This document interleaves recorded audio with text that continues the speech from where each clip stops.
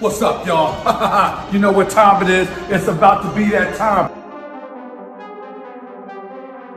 Savage. Okay, pop quiz. Name a great swordswoman in One Piece. I'll wait. Tashigi. Come on. Tashigi? Really? Got fodderized by Law in the New World, got played by Zoro, has hockey, okay. Contributed to the Monet fight, knows a lot about swords, but that doesn't really contribute to swordsmanship. So, no. I mean, I do think that Oda is using Tashigi as a vehicle for a great swordswoman, maybe in the future, but certainly not now. Big Mom, yeah, has a sword, Napoleon, but he relies more on her devil fruit, right? And not necessarily like a badass swordswoman, okay? Armand, yeah, we're getting closer. Whitey Bay, deep cut. You know, it's one of Whitebeard's extended commanders. Part of his crew during the Odin flashback. All right, Shia, that's a fantastic choice, Kiku. But if you go back to the Kuina flashback and Kuina's dilemma, Kiku being the great swordsman that I'm looking for really only serves to prove that Kuina was correct, that you need to be born a man. I fear... Wait, the absolute. Why are you touching yourself like that, man?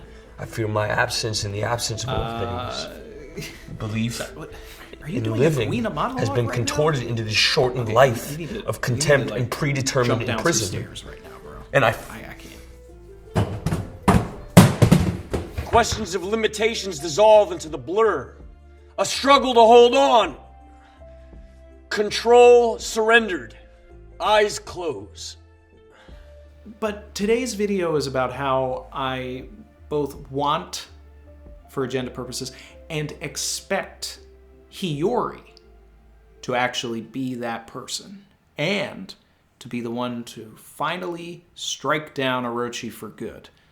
Let's get into all of the foreshadowing why.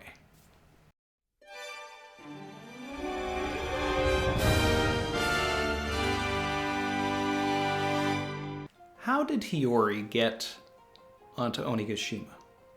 Has she been there the whole time? Potentially.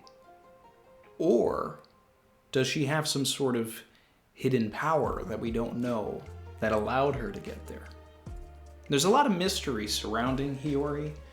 We catch her sort of lying to us, or it just seems deceptive when she speaks.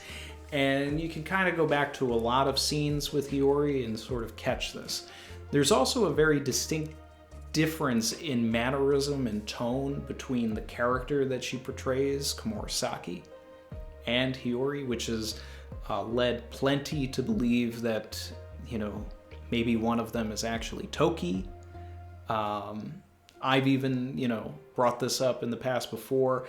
I'm not really leaning towards it too much now, but I still feel like there was, you know, a lot of emphasis placed on Toki's arrow scar in the Odin flashback, so I have been waiting for that to come back, like if Hiyori's, you know, kimono ripped and suddenly there's this giant arrow scar on her leg and you realize, oh wow, it's been Toki the whole time. That would be kind of crazy, but you know, you go back and, you know, you look at different moments with Hiyori and different things that she's saying, and it just kind of seems like it really can't be anybody but Hiyori. But even then, there's still inconsistencies in speech and all of this. And I think that Hiyori is hiding a lot from us. One of those things very well could be that she is a master swordswoman. And how could this be, right? All we need is a flashback where she's with Denjiro and says, train me, right? And then there's this lineage that is passed down from Denjiro to Hiyori, which is almost as if Odin is teaching Hiyori because Odin taught Denjiro.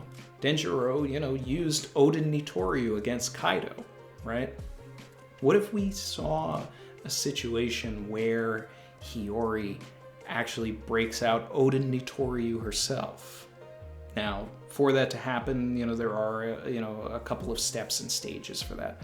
For right now, we have Hiyori in the same room with Orochi. First and foremost, what I really just want her to do is just pull a sword out of nowhere and just slice off Orochi's head and tail or, something. And, it's very possible that she could have Ame no Habakiri with her, right? Savage. We saw that Toko was with Tengayama Hitetsu, a.k.a. her grandfather, Sukiyaki. We're still on that agenda. And she's very protective of Otoko. So it just makes sense to me, in passing, she could have just taken Ame no Habakiri from Hitetsu and then made her way to Onigashima, right? But then that brings up the question again of how did she get there, all right? What if Hiyori is the pheasant? Like, literally. Like, what if she ate a pheasant devil fruit? There's so much Momotaro, themes throughout Wano. And we've talked about Momotaro a lot here, and I don't want to spend too much time on it. We even talked about it at the Reverie. But folklore and mythology is so ingrained in the storytelling of Wano in itself and within not only Tama, but in Momonosuke as well. We've talked about Momotaro from the Tama perspective and, briefly from Momonosuke. But now that Momonosuke is older and he was on the rooftop and, contributing a little bit to the fight with Kaido, he was there with Monkey D. Luffy and the user of the Inu dog no Mi model Makami Yamato, right? So now you have a technical monkey and then you have a dog, right? But you still need a pheasant, and the pheasant should be a combatant. A lot of people have thought that maybe the pheasant is Marco. I don't think that, and I've never thought that. I look at Marco more as, from folklore, I think that he would be the vermilion bird, right? Any Yu Hakusho fans will remember the 4 saint beasts. Kaido is a representation of the Seiryu, right? The Azure dragon. Marco very well could be the vermilion bird. I do not think that he is a pheasant, because a phoenix just isn't a pheasant. A pheasant is like a peacock, right? And you go back to the introduction of Komurasaki, and what is on her kimono but a peacock, okay? A green one at that, the national bird of Japan, okay? And Komurasaki herself is a national treasure within Wano, mostly for seedy reasons, Savage. but national treasure nonetheless, beloved. Okay, so say hypothetically she has, the pheasant fruit or peacock fruit or something, and she flew herself to Onigashima, she said herself, right, this is one of her lies. She said that she was going to leave it up to everybody else. When she parts with Kawamatsu, she's basically talking about, that she doesn't have a place on the battlefield and that she's not ready to see Momonosuke and all of this. But here she is, on the battlefield. So that was a fucking lie. And how fitting would it be if the daughter of Odin is the one to take out Orochi? Meanwhile, this has been foreshadowed because Hiyori herself told Zoro at the shrine that she wants to be the one to kill Orochi. That's not just there for fluff. Now, of course, in the mythology of the Yamata no Orochi, which is what Orochi's fruit is based off of, it is a man who takes out Orochi, a deity, Susanoo, right? I want that to be a gender swap here. I want it to be Hiyori that takes him out. Now, if it has to be a man, then I want it to be Zoro, okay? Zoro said that he wanted to get revenge for Tonoyasu, and Hiyori says, no, I wish that I could do it myself.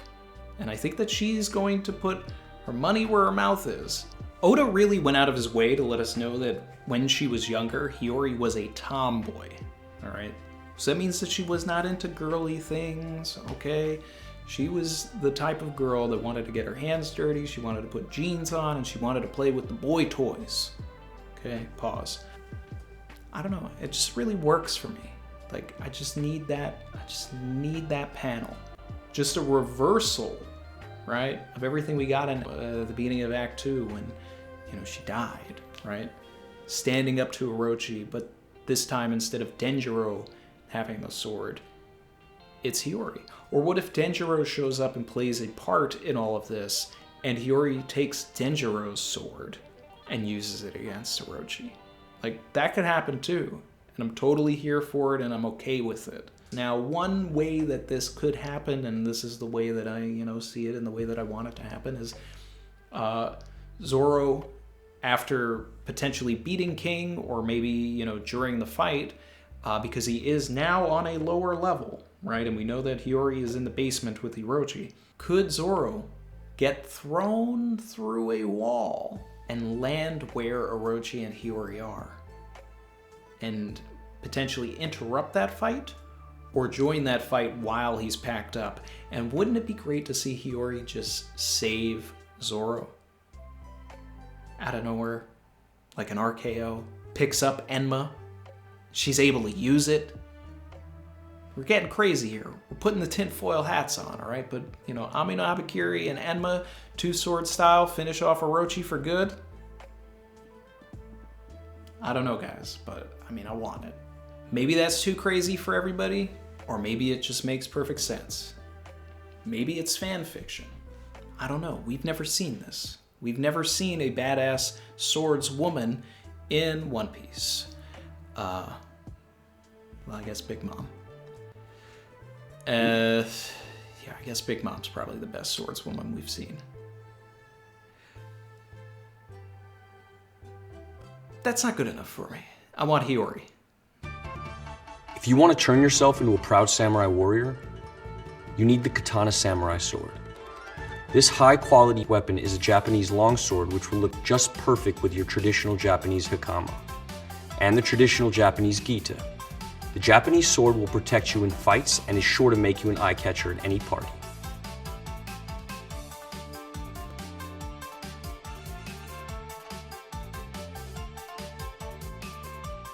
Savage.